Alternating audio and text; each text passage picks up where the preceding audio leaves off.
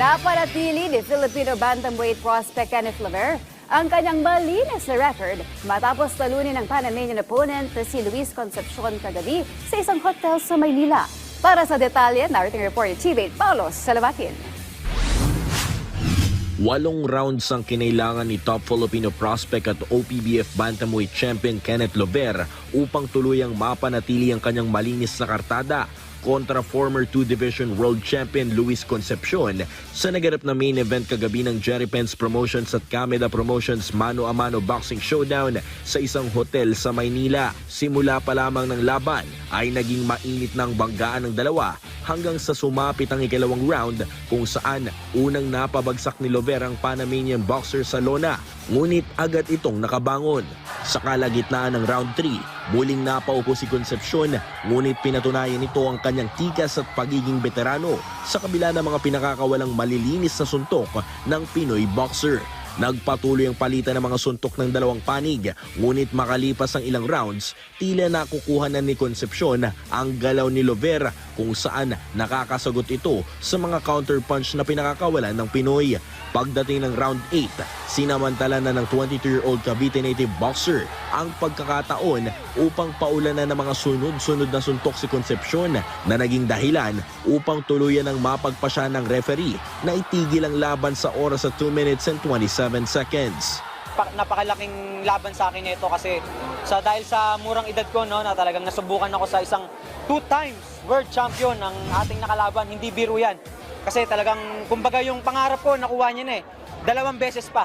Then ako, umi-step pa lang ako sa pangarap ko, kaya napakalaking bagay po sa akin na laban na to.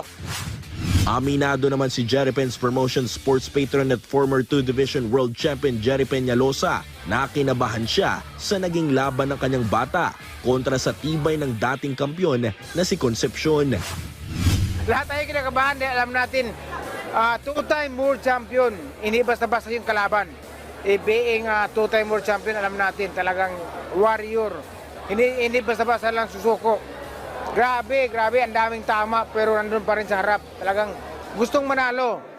So, kay Kenneth, napakasaya dahil pinakita niya talagang mandirigma na talagang Pilipino na palaban. So, may puso. So, I'm very proud. I'm so happy and satisfied sa performance na pinakita niya ngayon. Ikinatuwa rin ng mga ilang boxing fans ang natunghayan nilang mano-a-mano boxing event magmula sa matitinding undercard bouts hanggang sa main event. Napakagandang laban, walang sayang. Simula dun sa undercard hanggang sa main event natin, hanggang sulit.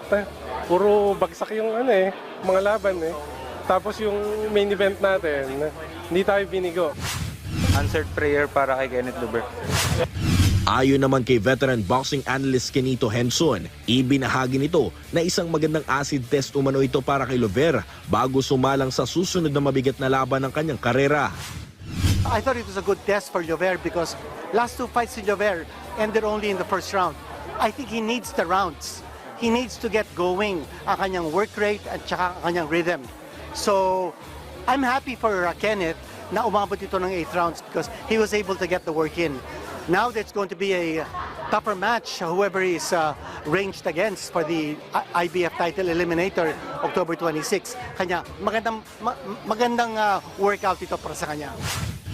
Sa ngayon, pahinga na muna si Lover ng ilang linggo bago bumalik sa pag-ensayo para paghandaan ang isang title eliminator match kontra kay International Boxing Federation o IBF ranked number 5 na si Landile Eñeque ngayong Oktubre.